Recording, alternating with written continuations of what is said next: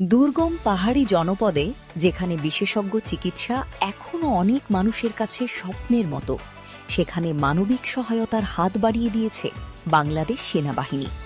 সম্প্রীতি ও উন্নয়ন প্রকল্পের আওতায় রাঙামাটির লংগদুতে সেনাবাহিনীর লংগদু জোনের উদ্যোগে আয়োজন করা হয়েছে বিশেষ মেডিকেল ক্যাম্পেইন ও বিনামূল্যে ঔষধ বিতরণ কর্মসূচি।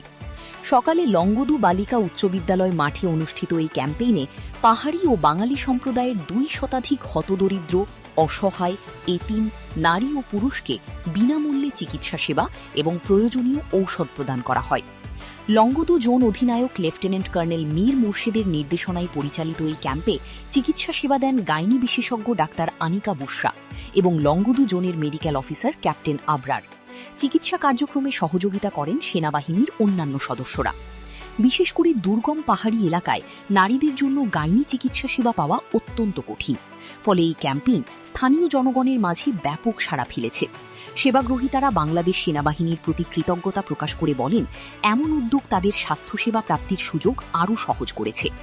জোন অধিনায়ক জানান, শুধু নিরাপত্তা নয়, পাহাড়ির মানুষের কল্যাণে বাংলাদেশ সেনাবাহিনী সবসময় কাজ করে যাচ্ছে। ভবিষ্যতেও এই ধরনের মানবিক ও জনকল্যাণমূলক কার্যক্রম অব্যাহত থাকবে।